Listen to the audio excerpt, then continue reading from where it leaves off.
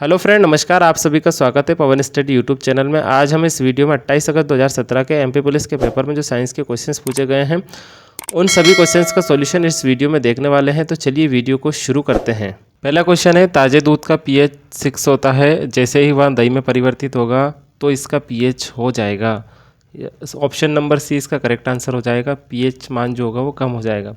अब बात पीएच की आई है, तो पीएच का फुल फॉर्म होता है परसेंटेज ऑफ हाइड्रोजन, या फिर हम इसे कह सकते हैं कि पोटेंशियल ऑफ हाइड्रोजन। ठीक है ना। अब पीएच स्केल होती है जिसमें 0 से लेकर 14 तक अंक होते हैं, आप ये भी याद रखिए। पीएच में कितने से 0 से लेकर 14 तक अंक होते हैं, आप ये भी याद रखिए। 7 जो होता है हमारा क्या होता है, न्यूट्रल होता है। 7 कैसा होता है हमारा, न्यूट्रल होता है। 7 से अगर हम नीचे आते हैं जैसे कि 6, 5, 4, 3, 2, 1, ठीक है ना, इस तरह से आते हैं तो इसको हम कहेंगे कि ये अम्लीय है।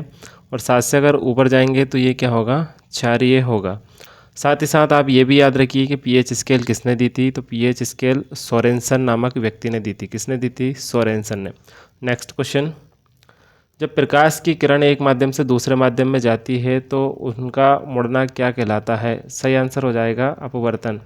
याद रखिए कि जब प्रकाश की किरण एक माध्यम से दूसरे माध्यम, या फिर हम कह सकते हैं कि सरल माध्यम से विरल माध्यम, या फिर विरल माध्यम से सघन माध्यम में जाती है, तो वो क्या करती है कि अभिलंब से या तो दूर हटती है या फिर पास आती है। इसे ही हम क्या कहते हैं, प्रकाश का अपवर्तन कहते हैं। नेक्स्ट क्वेश्चन, घर्षण के संदर्भ में निम्नलिखित में से कौन सा कथन गलत है। सही आंसर हो जाएगा इसका ऑप्शन नंबर डी, यहाँ ऊर्जा का अपव्यय नहीं करता। ठीक है ना। ऊर्जा का अपव्यय से मतलब होता है कि ऊर्जा को खर्च नहीं करता, ये गलत है। जबकि क्या होना चाहिए, जब हम कोई चीज़ को घर्षण करते हैं तो ऊर्जा क्या होती है, उसमें खर्च होती है। नेक्स्ट क्वेश्चन, पत्तियों में कोशिकाओं की ऊपरी और निम्न सतह क्या करती है, तो उपयुक्त सभी इसका आंसर हो जाएगा। पत्तियां जो होती है गैसों का विनिमय करती है, जल मात्रा को नियमित करती है, आंतरिक भागों की सुरक्षा प्रदान करती है। ये सभी कार्य क्या होते हैं, पत्तियों के होते हैं। नेक्स्ट क्वेश्चन, क्या होता है जब विपरीत आवेश एक साथ आते हैं। ठीक है ना। विपरीत आवेश से मतलब होता है माइनस और प्लस। ठीक है ना, मतलब कि ऋणावेश और धनावेश। ठीक है ना। जब भी ऋणावेश और धनावेश एक साथ आएंगे तो याद रखना उनमें क्या होगा, आकर्षण होगा। ठीक है ना। तो ऑप्शन नंबर बी इसका करेक्ट आंसर हो जाएगा कि हमेशा एक दूसरे को आकर्षित करेंगे। साथ ही साथ आप ये भी याद रखिए कि समान आवेश जैसे कि माइनस माइनस या फिर प्लस प्लस, ठीक है ना, जब एक साथ आते हैं तो उनमें क्या होता है, प्रतिकर्षण होता है। नेक्स्ट क्वेश्चन, एक पदार्थ का प्रज्वलन ताप जो होता है वो क्या होता है। ठीक है ना। तो ऑप्शन नंबर सी इसका करेक्ट आंसर हो जाएगा, उस पदार्थ के दहन के लिए आवश्यक न्यूनतम तापमान। ठीक है ना।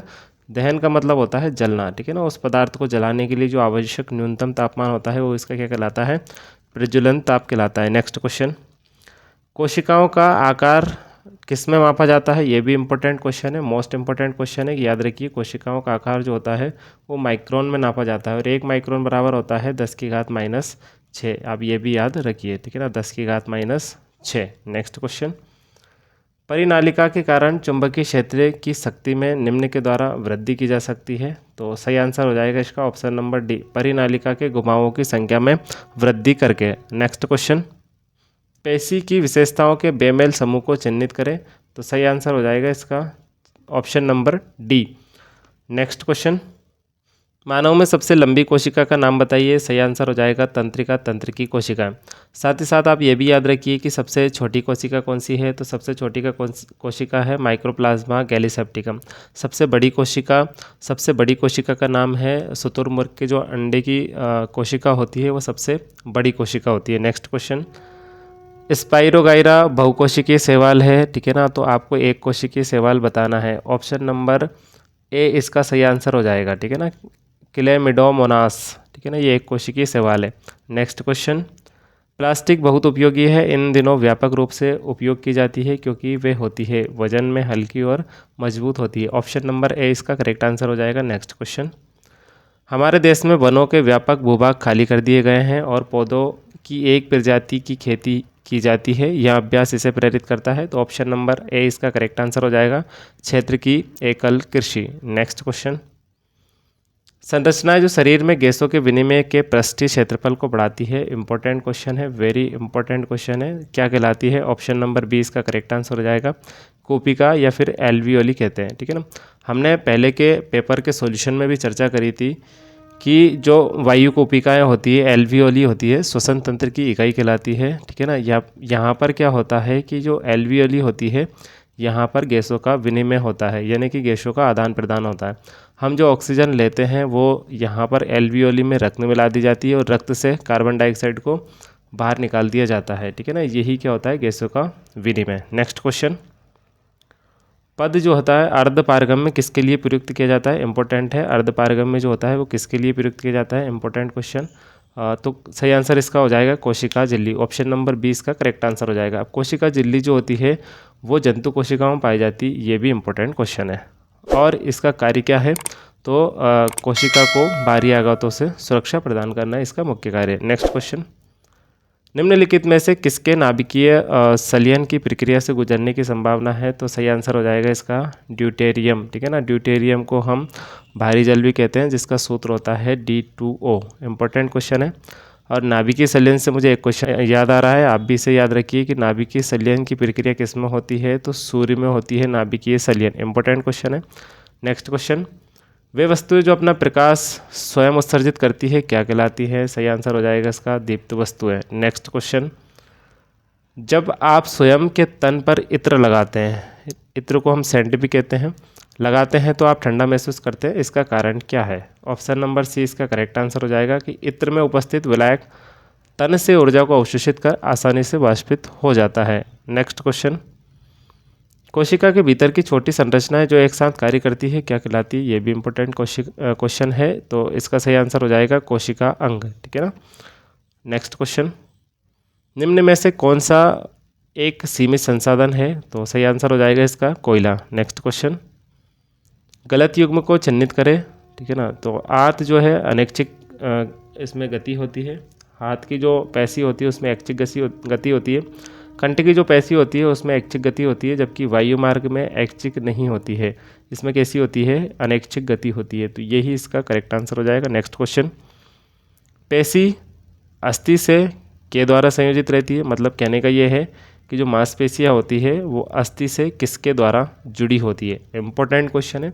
सही आंसर हो जाएगा इसका केवल कंडरा। कंडरा को हम टेंडन भी कहते हैं।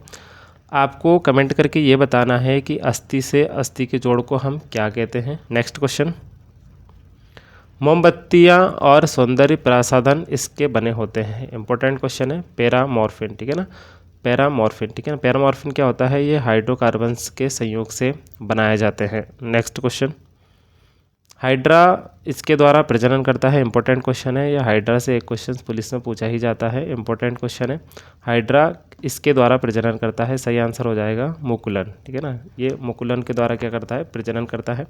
अब हाइड्रा की बात आई है तो हाइड्रा के बारे में आप याद रखिए कि हाइड्रा जो होता है वो सिलेंटेट्रा है, सिंडेरिया या फिर निडेरिया संघ का प्राणी है, ठीक है ना। हाइड्रा में अमृतत्व का गुण पाया जाता है, आप ये भी याद रखिए। साथ ही साथ कुछ सिलेंटेट्रा वर्ग के प्राणी हैं जिनको आपको याद रखना है। ये सभी प्राणी जो है इंपॉर्टेंट है, मोस्ट है, ठीक है ना। जैसे कि ऑरेलिया को हम जेलीफिश कहते हैं, ठीक है ना, ये मछली नहीं है, ठीक है ना, फिर भी ये इसमें फिश आ रहा है लेकिन ये मछली नहीं है, आप याद रखिए। मैट्रीडियम को सी एनीमोन कहते हैं, ये भी आप याद रखिए। गॉर्गनिया को समुद्री पंखा कहते हैं, ये भी आप इंपॉर्टेंट है, याद रखिए। पेनेटुला को समुद्री कलम कहते हैं। फाइसेलिया को पुर्तगाली युद्धपोत कहते हैं। ये सभी प्राणी जो है सिलेंटेट्रा वर्ग के हैं, आप इनको याद रखिए। नेक्स्ट क्वेश्चन,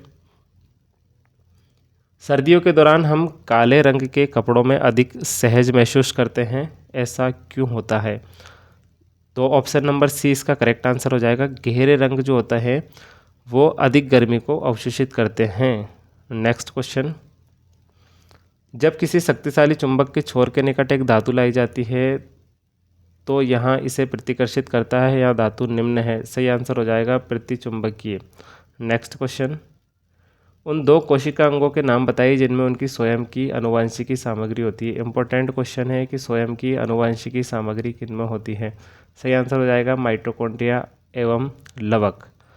नेक्स्ट क्वेश्चन, निम्न वर्णित अनावृत बीजे के बारे में विशेषताओं में से एक गलत है, उसकी पहचान करें। ठीक है, जो अनावृत बीजी की विशेषताएं दी है यहाँ पर, उनके बारे में एक गलत है, वो आपको पहचान करना है। तो ऑप्शन नंबर डी इसका करेक्ट आंसर हो जाएगा कि इनमें रंगीन फूल आते हैं।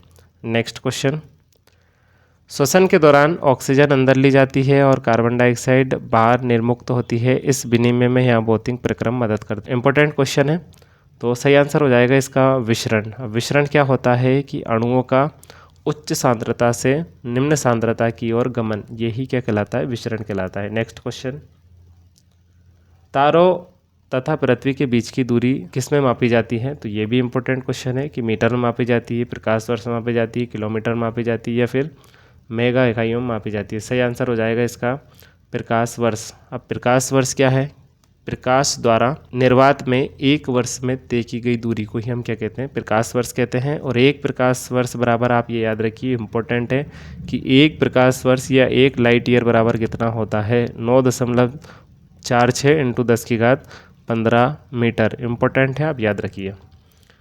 वीडियो अगर आपको पसंद आई है तो वीडियो को कर दीजिए लाइक, चैनल पर नए हो तो चैनल को कर लीजिए सब्सक्राइब, और साथ ही साथ नोटिफिकेशन बेल को भी दबा लीजिए, जिससे आने वाली वीडियो की नोटिफिकेशन आप तक पहुंच सके। चलिए, मैं मिलता हूं इस वीडियो सीरीज़ की अगली वीडियो के साथ, तब तक के लिए जय हिंद।